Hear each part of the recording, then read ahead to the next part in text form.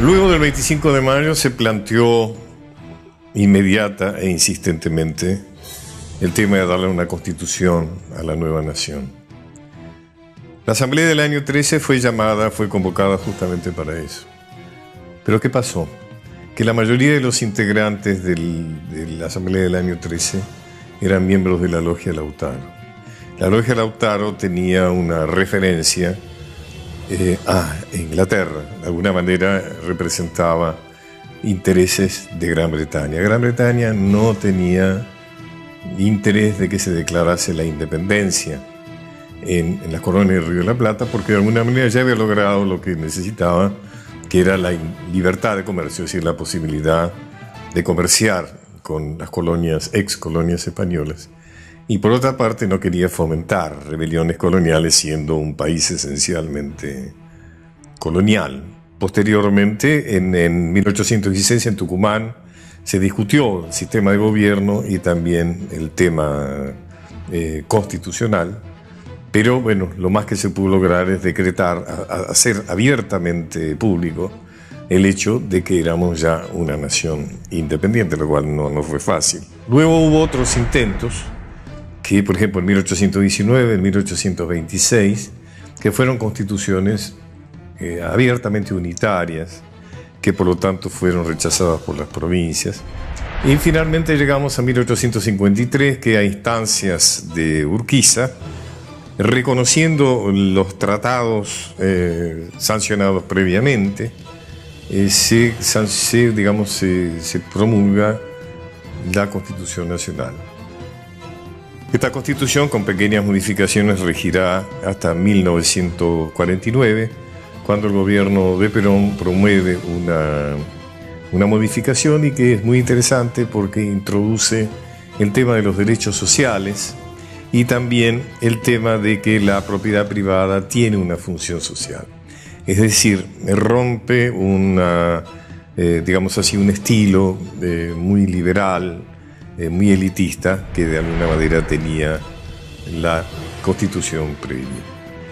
Luego, esta Constitución es derrumbada, digamos, por un decreto de la dictadura que ha derrocado al general Perón. En 1956, por un decreto, se anula esta Constitución de 1949. Y finalmente, en 1994, por acuerdo de los dos grandes partidos argentinos, se produce una nueva modificación, que es la que nos rige hasta ahora.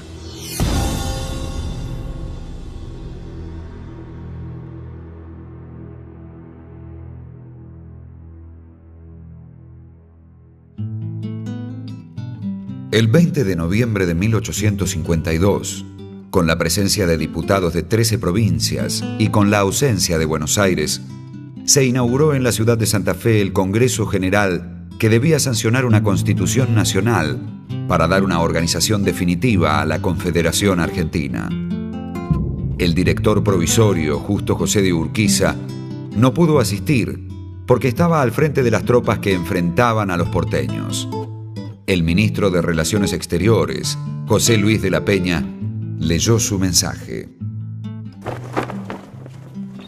Aprovechad, augustos representantes de las lecciones de nuestra historia, y dictad una constitución que haga imposible para en adelante la anarquía y el despotismo. Ambos monstruos nos han devorado. Uno nos ha llenado de sangre, el otro de sangre y de vergüenza. La luz del cielo y el amor a la patria os iluminan. Se concretaba el antiguo anhelo de los revolucionarios de Mayo. Al acceder al gobierno, comenzaron a dictar disposiciones pensando en la reunión de un congreso que sancionara una constitución. La Asamblea General Constituyente de 1813 fue el primer intento de dictar una Carta Magna, pero el enfrentamiento entre los que propugnaban la forma republicana y federal de gobierno y los que aspiraban a una monarquía constitucional impidió que se realizara. En 1815, durante el gobierno del director supremo Ignacio Álvarez Thomas, se aprobó un estatuto en el que se fijaba el reconocimiento de derechos de los ciudadanos y se establecían los poderes estatales, pero no fue aceptado por las provincias porque emanaba de un gobierno provisional. Fue en 1819 cuando el mismo Congreso que había declarado la independencia 3 años antes en Tucumán dictó una constitución.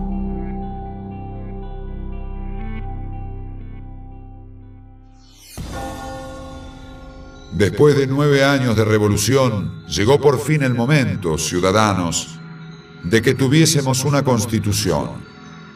Ella encierra los verdaderos principios de orden social y está dispuesta de manera que, comunicando un solo espíritu, cree el genio de la nación.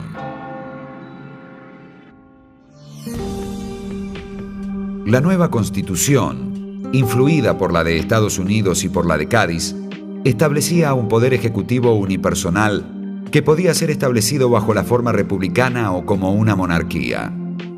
Aunque fue jurada por la mayoría de las provincias, salvo las del litoral, rigió apenas 8 meses. El principal rechazo provino de su carácter unitario y porque no consideraba a las provincias como entidades de derecho público. La caída del directorio y la disolución del Congreso marcaron el fin de esa constitución y de la unidad nacional. Mientras tanto, los caudillos del interior, acusados por los unitarios porteños de anárquicos y autoritarios, promovieron en sus estados la sanción de constituciones provinciales. En 1813, Artigas promulgó la Constitución de la Provincia Oriental del Uruguay, Estanislao López la de Santa Fe en 1819, Francisco Ramírez la de Entre Ríos en 1820 y Juan Bustos la de Córdoba en 1821. El 16 de diciembre de 1824, un nuevo Congreso General se reunió en Buenos Aires para dictar una constitución, con la urgencia de consolidar la unión nacional ante la amenaza de guerra con el Brasil por la disputa del territorio de la Banda Oriental. 2 años transcurrieron para su redacción, durante los cuales se sancionó la ley por la que fue designado presidente de la República Bernardino Rivadavia. Bajo su mandato, el 24 de diciembre de 1826, los constituyentes presentaron la nueva Constitución.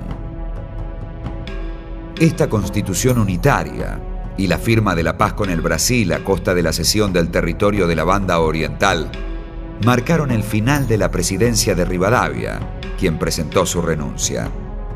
Se disolvió el Congreso, se derogó la Constitución y otra vez cada una de las provincias reasumió su soberanía autónoma del poder central. Entre 1829 y 1852, cuando el gobernador de Buenos Aires, Juan Manuel de Rosas, detentó la representación de las relaciones exteriores de la Confederación, se postergó el debate de la sanción de una Constitución nacional y las provincias regularon sus relaciones mediante acuerdos. El 4 de enero de 1831, las provincias de Buenos Aires, Santa Fe y Entre Ríos firmaron el Pacto Federal, que luego fue ratificado por el resto de las provincias. Bajo el liderazgo de Rosas, se alzaba la Confederación Argentina. Los gobiernos de las provincias hermanas se han apresurado a estrechar vínculos de unión y fraternidad y se conservarán por nuestra parte, porque son los medios más eficaces para asegurar la felicidad común.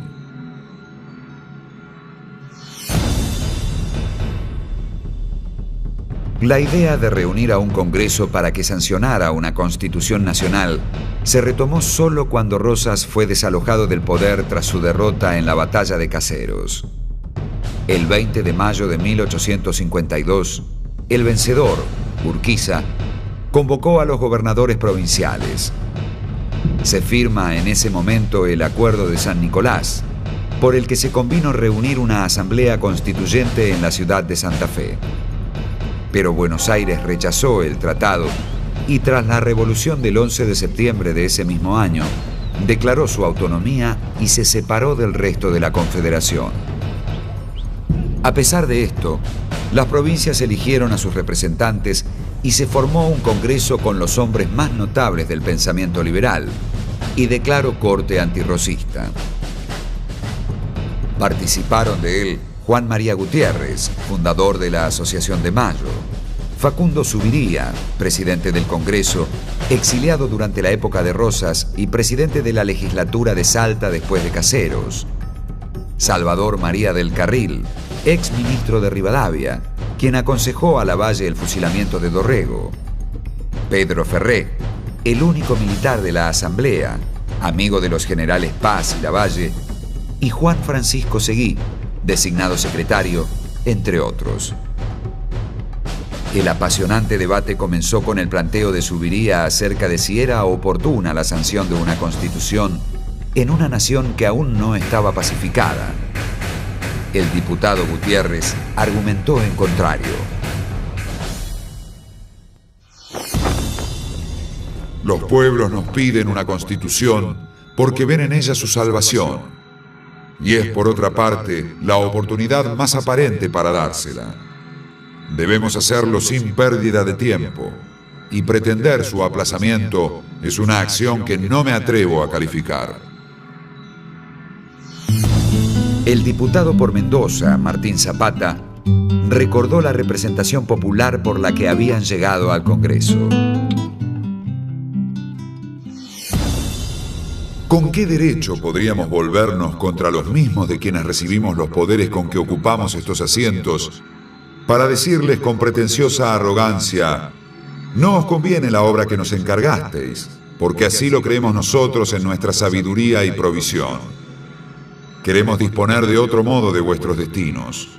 Rompemos vuestros compromisos, despreciamos vuestros insensatos deseos, y en vez de todo eso, os imponemos la ley que se nos antoja daros, y os dejamos sumidos en el mismo caos de males de que queríais libertaros alguna vez. La mayoría opinó que la Constitución debía sancionarse. Se conformó la Comisión de Negocios Constitucionales, encargada de redactar un anteproyecto, en el que tuvieron especial influencia los diputados Benjamín Gorostiaga y Juan María Gutiérrez. Trabajaron sobre 3 proyectos presentados por Pedro de Angelis: las bases y puntos de partida para la organización política de la República Argentina de Juan Bautista Alberdi y el proyecto del mismo Gorostiaga. Tomaron además los textos constitucionales de 1819 y 1826, el Pacto Federal de 1831 y la Constitución de los Estados Unidos. Más que sancionar normas acordes a la manera de ser del pueblo real de la Argentina, los constituyentes soñaban con modificar su carácter y sus costumbres. El proyecto de la comisión fue aprobado el 30 de abril de 1853 por 14 votos a favor y 4 en contra.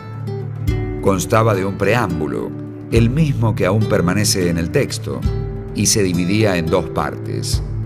En la primera, bajo el título Declaraciones, Derechos y Garantías, estipulaba que el país se organizaría bajo el sistema republicano, representativo y federal, que la religión católica era el culto oficial del Estado y que las provincias contaban con la autonomía en el funcionamiento de sus instituciones y en la elección de sus gobernantes. Aseguraba, además, el funcionamiento del régimen municipal y la educación primaria gratuita, y consagraba los derechos políticos y civiles de libertad de reunión, de prensa, de propiedad, de igualdad ante la ley, de cultos y la libre navegación de los ríos. En la segunda parte establecía las autoridades de la nación y dividía el poder en 3, con mayor preeminencia al Ejecutivo, ejercido por un presidente y un vice que ocuparía su lugar en caso de ausencia, por un periodo de 6 años, sin posibilidad de reelección inmediata. El poder legislativo sería bicameral, formado por una Cámara de Diputados y otra de senadores. El poder judicial estaría integrado por una Corte Suprema de Justicia y demás tribunales inferiores. La Constitución Nacional fue finalmente sancionada.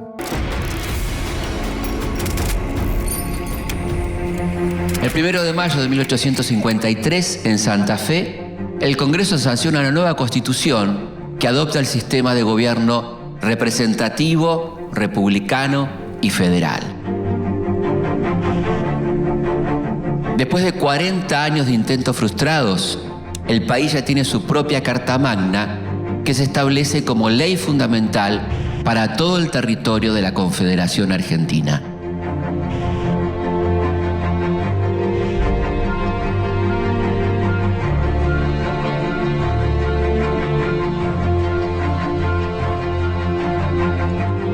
Al año siguiente, todas las provincias, menos la rebelde Buenos Aires, envían miembros al colegio electoral, donde se elige por enorme mayoría a Urquiza como presidente.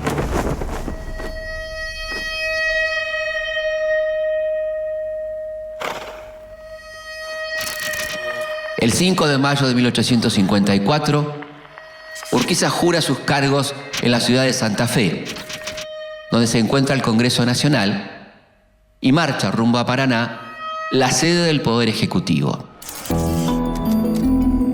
Desde esa ciudad se dirige el destino de las 13 provincias que forman la Confederación Argentina.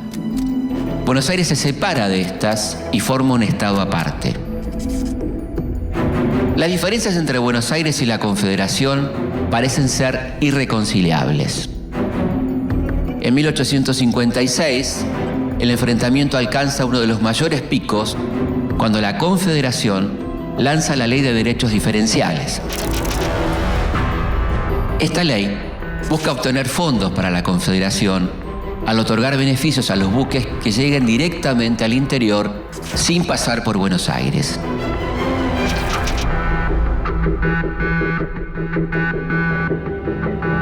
La tensión crece continuamente.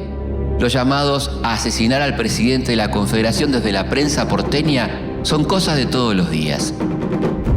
Ante las amenazas, en mayo de 1859, el Congreso autoriza por ley al presidente Urquiza a resolver la conflictiva relación con Buenos Aires por medio de negociaciones pacíficas y, si es necesario, por la guerra.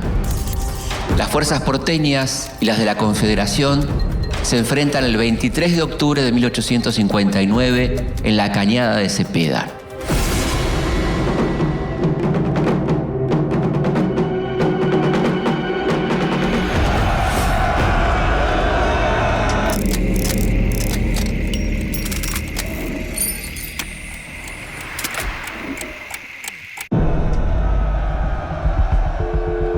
Después de un intenso combate, Urquiza resulta vencedor y Mitre, derrotado, debe huir hacia Buenos Aires. Urquiza está decidido a avanzar sobre la ciudad, pero no ingresa en ella. Acampa en las afueras, en el pueblo de San José de Flores, lo que hoy es el actual barrio porteño de Flores. Las negociaciones culminan el 11 de noviembre de 1859 con la firma del Pacto de Unión Nacional. En este Pacto de San José de Flores, Buenos Aires se declara formalmente parte de la Confederación. Renuncia al manejo de las relaciones exteriores, acepta la Constitución tras una serie de reformas y también accede a que la aduana de Buenos Aires sea propiedad de toda la nación. Con la suscripción del Pacto de San José de Flores, los porteños se reservaron el derecho de examinar la Constitución de 1853 y la posibilidad de incorporar enmiendas. El 5 de enero de 1860 se constituyó la Convención Provincial de Buenos Aires, que, con la especial influencia del jurisconsulto Dalmacio Vélez Sarsfield, introdujo varias enmiendas.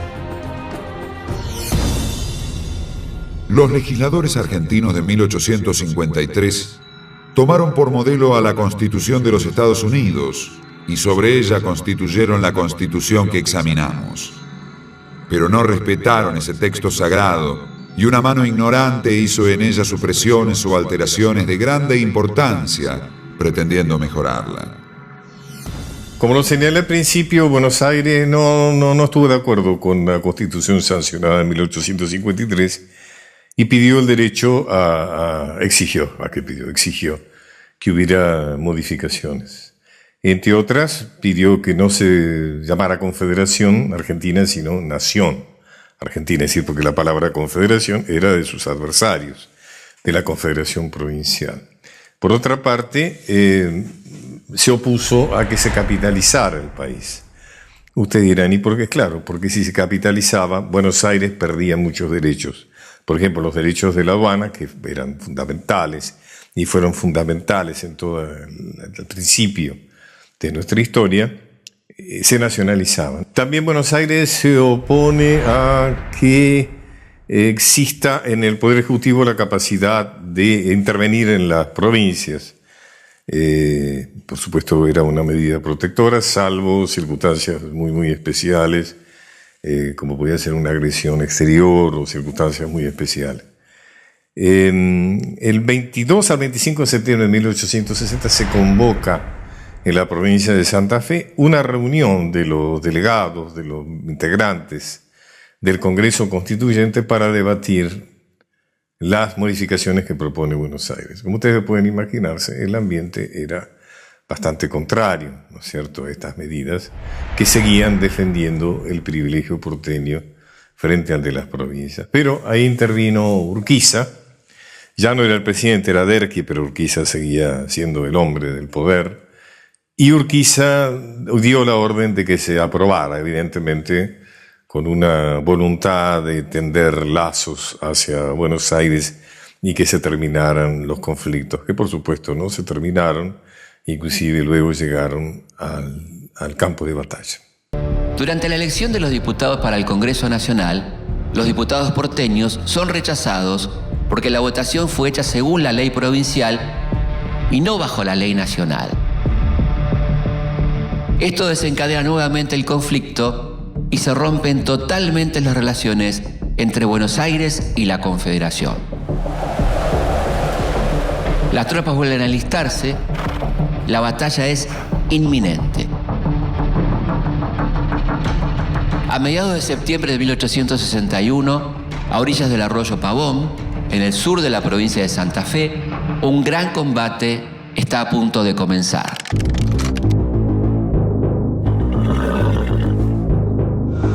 De un lado, las tropas de la Confederación Argentina, que quieren la unidad nacional y la igualdad de todas las provincias.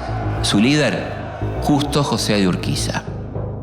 Enfrente, comandadas por Mitre, las tropas porteñas pretenden mantener el predominio de Buenos Aires sobre el resto del país.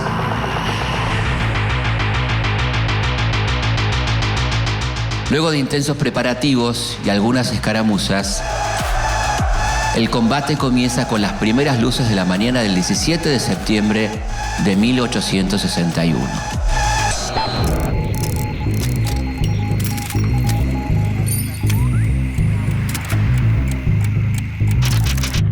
Pavón es una de las batallas más trascendentales de la historia argentina. Por la magnitud de las fuerzas que se enfrentan, pero sobre todo por sus consecuencias políticas.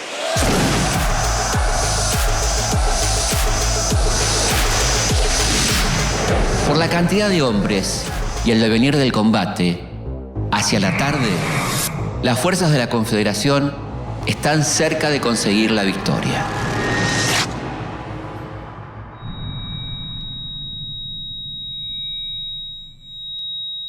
Sin embargo, ocurre algo inesperado.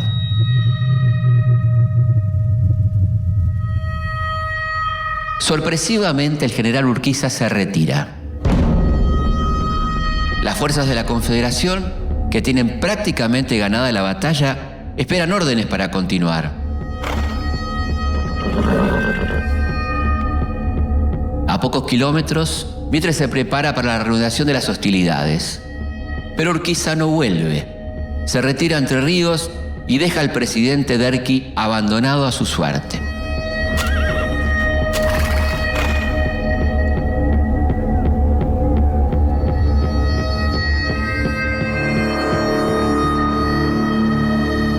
Cuando Mitre recibe la noticia, le cuesta creerlo. La batalla que pensaba perdida estaba ganada.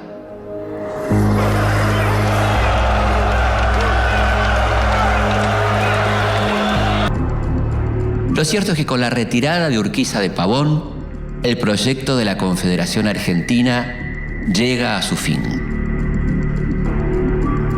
Después de Pavón, Bartolomé Mitre encabeza la organización del Estado Nacional bajo el predominio porteño a sangre y fuego.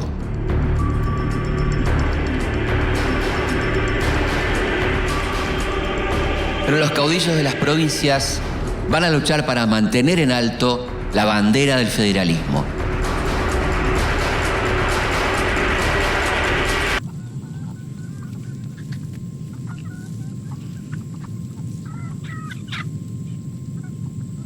Lejos de la opulenta Buenos Aires, que gracias a su aduana, para 1860 ya cuenta con iluminación a gas en sus calles o el ferrocarril, la situación en el interior es muy distinta. Aisladas y sin ingresos permanentes, las provincias sobreviven con muy pocos recursos. La derrota de Urquiza en la batalla de Pavón pone fin al proyecto federal. El gobernador de Buenos Aires llama a reunir un nuevo congreso y asume el manejo de las relaciones exteriores. Por orden de Mitre, las tropas porteñas avanzan por las provincias decididas a derrotar a los caudillos y unificar el país bajo el proyecto liberal.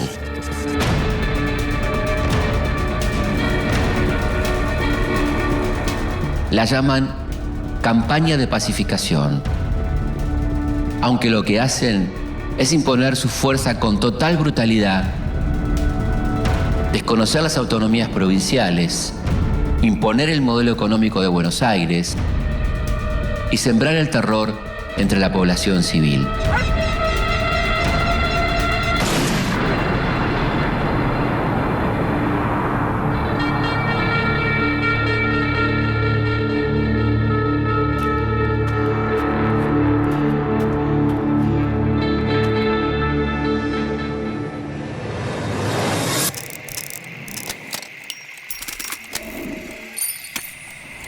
En 1862, Bartolomé Mitre se convierte en el nuevo presidente. Cuando asume, las tropas porteñas controlan casi todo el territorio. Pero la llamada pacificación no es completa porque en La Rioja hay un líder federal que se resiste. Controlados los levantamientos en el interior, Mitre va a llevar al país a una situación aún más sangrienta, la guerra contra el Paraguay.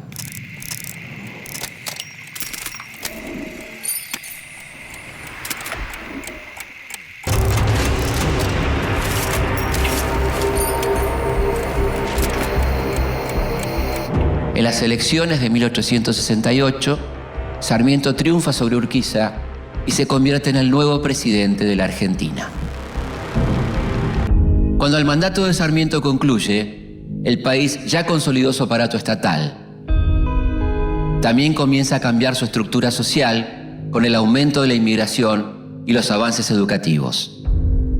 A comienzos de 1874, se acerca el final de su presidencia y es momento de elegir a su sucesor.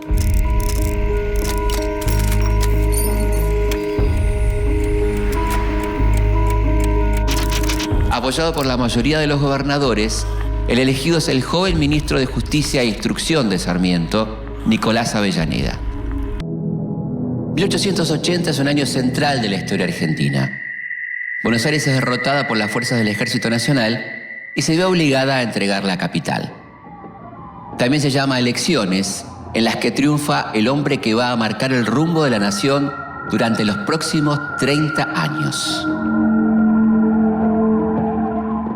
Julio Argentino Roca es el ideólogo de la llamada conquista del desierto, la campaña de exterminio de los pueblos originarios de la Patagonia. El ascenso de Roca al poder es parte de un recambio en la política local. Roca forma parte de la llamada generación del 80, un grupo de intelectuales y políticos que se piensan a sí mismos como la gente más sana, la mejor gente de la sociedad y por lo tanto los más aptos para gobernar. Creen que el país necesita de profundos cambios sociales y que esos cambios solo pueden llegar de la mano del capitalismo. Los miembros de la generación del 80 creen que las mayorías populares no están preparadas para ejercer los mismos derechos que ellos. Cuando llegan las elecciones de 1886, Roca elige como sucesor a su concuñado, Miguel Juárez Celman. Y no hay mucho más para decidir.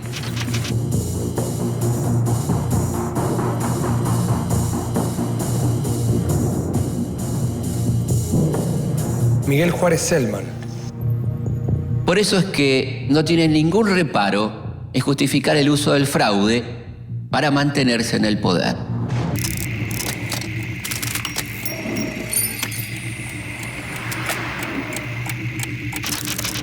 Como presidente, Miguel Ángel Juárez Celman lleva adelante una política liberal sin intervención del Estado.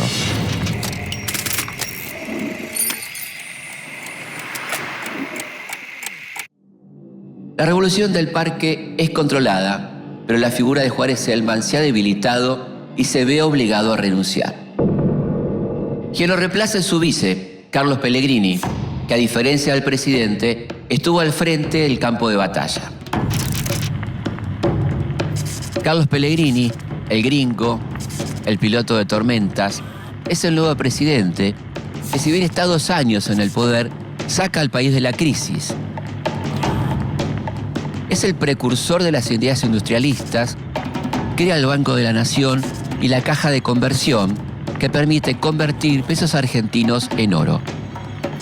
Es decir, es el inventor de la convertibilidad. En las elecciones de 1892, la UCR asume la abstención revolucionaria. Decide no participar porque los comicios se realizan bajo estado de sitio y con cientos de opositores presos. Sin oposición y con la ayuda del fraude, se convierte en presidente el candidato de Roca, Luis Sáenz Peña.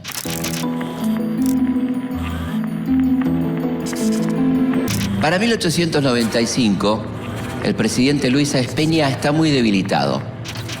No puede resolver las disputas internas de su partido y no se ha mostrado muy efectivo ante las amenazas revolucionarias de la oposición. Acorralado, presenta su renuncia y en su lugar asume su vicepresidente, José Evaristo Uriburu. Por abrumadora mayoría, en 1898, el colegio electoral lo designa por segunda vez como presidente de la República.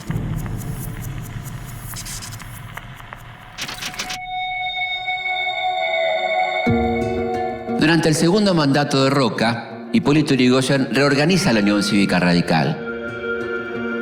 Los principios son los mismos: respetar la Constitución, reconquistar la vida cívica y la austeridad democrática. Acusan al gobierno de no respetar las autonomías provinciales y abusar de la administración pública. Según ellos, todo esto hace al régimen conservador ilegítimo y eso justifica el uso de la fuerza para reemplazarlo del poder.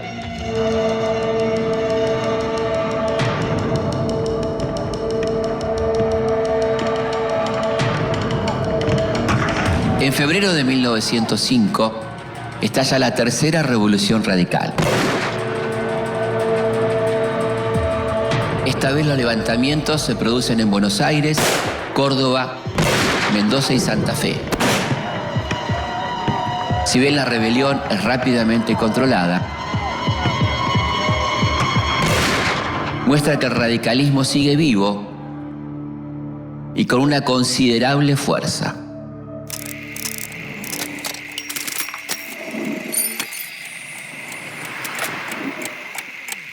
No solo los radicales se levantan en contra del gobierno por estos días. Los trabajadores también se hacen escuchar con manifestaciones cada vez más importantes. Los millones de inmigrantes que llegan desde Europa no solamente traen su fuerza de trabajo. Con ellos también llegan las ideas anarquistas y socialistas, movimientos que pondrán en jaque a los futuros gobiernos de la Argentina.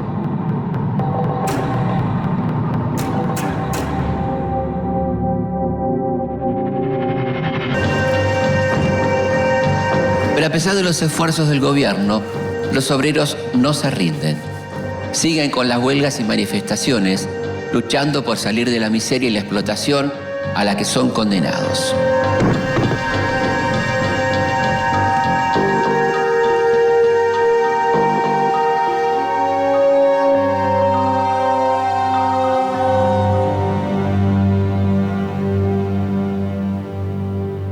Roca impulsa una reforma electoral para buscar representación a los grupos disconformes de la oposición. La idea es evitar nuevas revoluciones. Los socialistas se incorporan, pero los anarquistas continúan por fuera del sistema de partido. Cuando en 1904 llegan las nuevas elecciones presidenciales, la continuidad de su gobierno se vuelve a decidir entre un círculo selecto de los conservadores. Roca logra imponer a su sucesor y deja el poder en manos de Manuel Quintana, que se impone en fraudulentos comicios sin oposición. Pero Quintana se enferma gravemente y en pocos meses asume su vice, Figueroa Alcorta, un conservador de tendencia liberal. Como la influencia de Roca complica el ejercicio de su mandato, Alcorta responde cerrando el Congreso e interviniendo las provincias roquistas. Durante su gobierno, Figueroa Alcorta también tiene que enfrentar sucesivas huelgas y protestas, fruto de la gran desigualdad social que vive el país.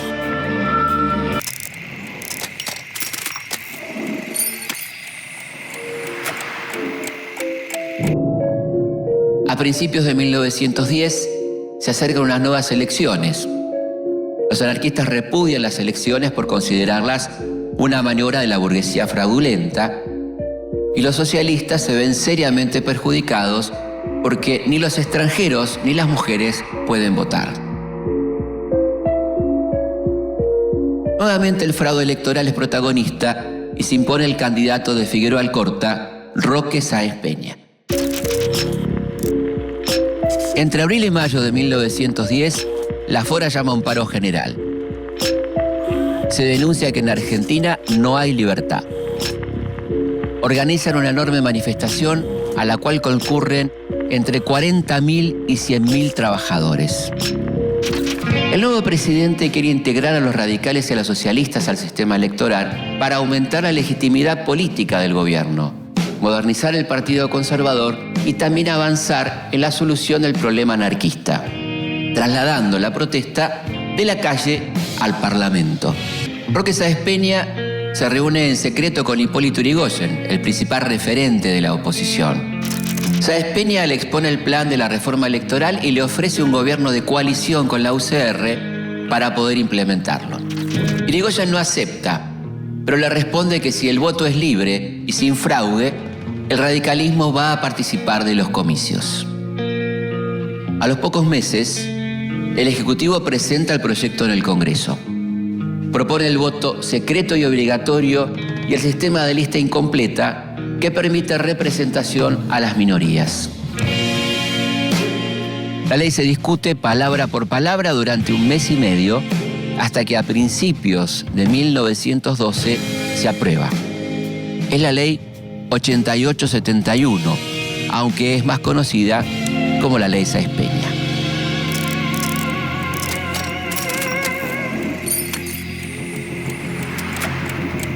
Una importantísima modificación al texto de nuestra Constitución Nacional se produjo cuando se promovió la ley Sáenz Peña, de una persona muy interesante en nuestra historia que fue Roque Sáenz Peña.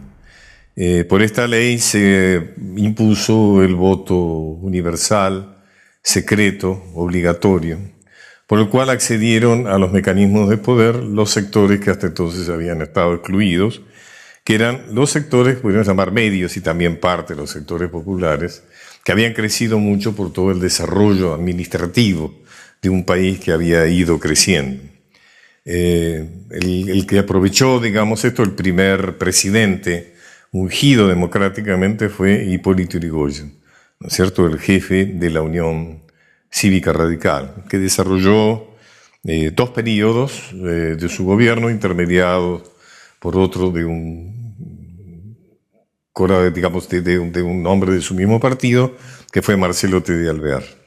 Esa experiencia democrática termina con el golpe del 30, dirigida por un militar, José Félix Uriburu, que se instituye como como los típicos golpes militares, aquellos que van a venir a sanear el país, a terminar con la política ineficiente y corrupta, pero que básicamente lo que hizo fue reinstalar en el país ese sistema de los privilegios, de las prebendas, del fraude, de la represión, etcétera, ¿no? Que fue de alguna manera lo que se ganó el bien definido mote de la década infame, que termina cuando en 1943 se da el golpe de esa logia semisecreta del ejército que era el GOU, que lleva de presidente a Ramírez y luego a Osterfarrell, y finalmente en una elección absolutamente democrática, en septiembre del año 1946, llegará al gobierno el general Juan Domingo Perón,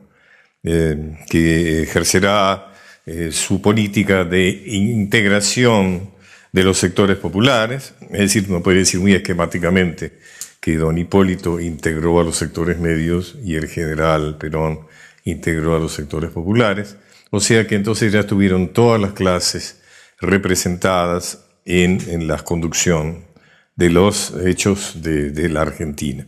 Lamentablemente Perón fue también desalojado en septiembre de 1955 por un golpe militar comandado en primera instancia por el general Lonardi y el almirante Rojas, y luego por el general Aramburu y el almirante Rojas.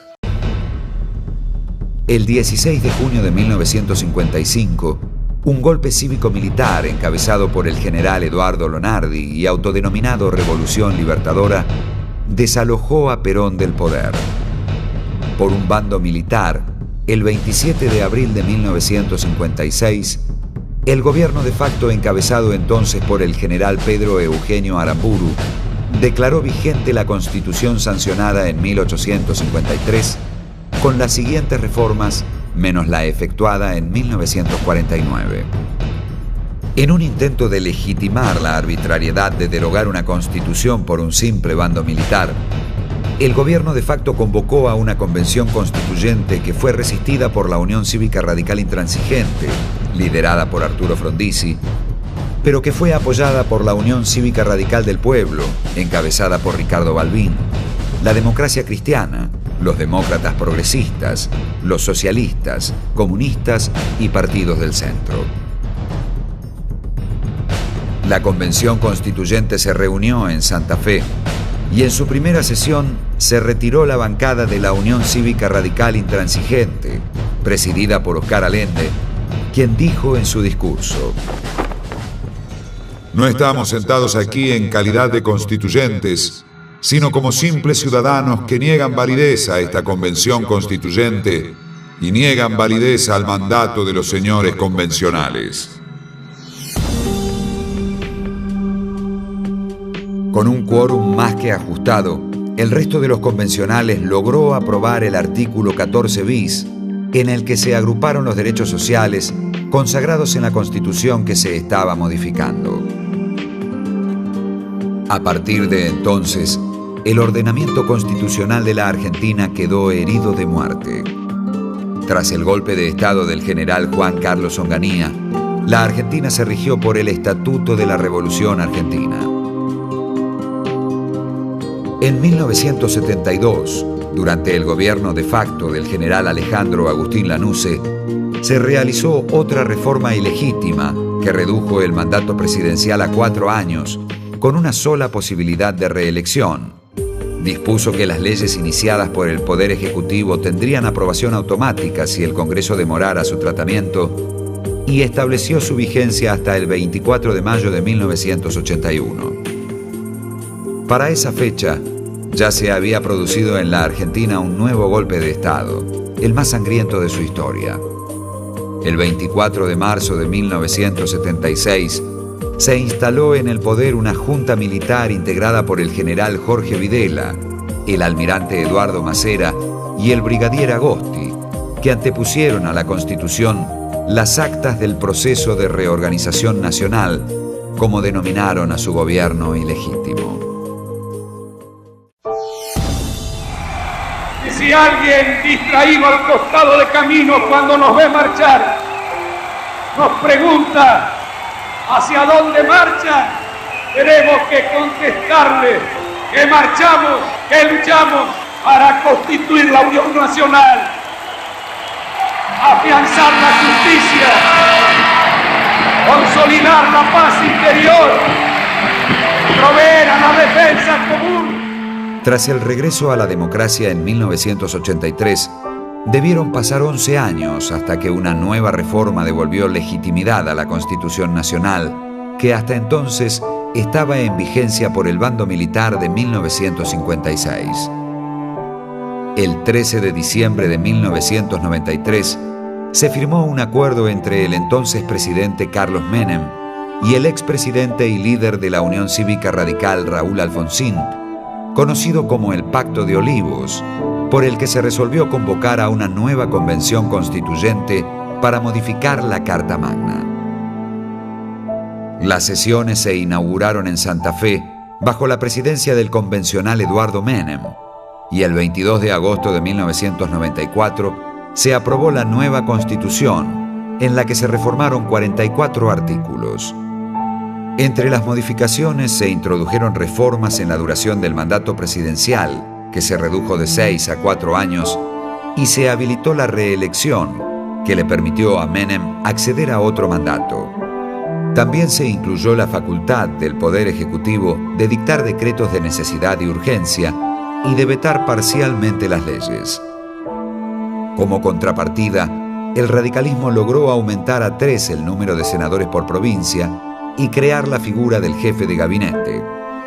Además, se incluyeron nuevos derechos y garantías, entre los que figuran la vigencia de la Constitución aún en casos de golpes de Estado, la igualdad de oportunidades para ambos géneros, la consagración de los partidos políticos como una necesidad de la democracia, la posibilidad para los ciudadanos de presentar proyectos de ley, la del Congreso a convocar consultas populares, la defensa de un ambiente sano y los derechos del consumidor. La Constitución de 1994, que despertó muchas polémicas porque algunos entendieron que su razón de fondo había sido facilitar la reelección del presidente Menem, sin duda es una constitución que significó un avance para nuestra patria porque pudo recoger algunos de los cambios que se habían producido en el país y en el mundo desde tiempo atrás. Inclusive terminó con esa pseudo constitución sancionada por decreto por el gobierno golpista y dictatorial de 1955, o sea, cuando se reunió la Convención Constituyente en 1956. Esta reforma de 1994 incorporó el tercer senador, la elección directa del jefe de gobierno de la Ciudad de Buenos Aires, la importancia de un jefe de gabinete para disminuir un presidencialismo excesivo, en fin, digamos una serie de modificaciones que eliminó el colegio electoral.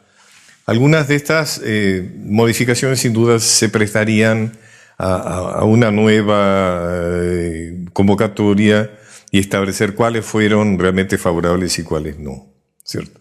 Lo que quedó pendiente y que es un tema que atraviesa la historia de nuestra patria y produce permanentemente conflictos es el tema de los recursos nacionales. Es decir, como ya vimos, venimos viendo en estos documentos, ya desde la pelea de Buenos Aires contra las provincias, a los albores de nuestra patria por los recursos de la aduana, sigue siendo un elemento muy clave. O sea, se decidió en esta Constitución de 1994 que el Congreso definiría una ley de coparticipación federal que pudiera satisfacer a todos, pero eso hasta ahora no se logró. Y la disputa, digamos, por los recursos nacionales, por parte del gobierno nacional y por parte de las provincias, sigue vigente y produciendo síntomas, digamos, que deberían evitarse.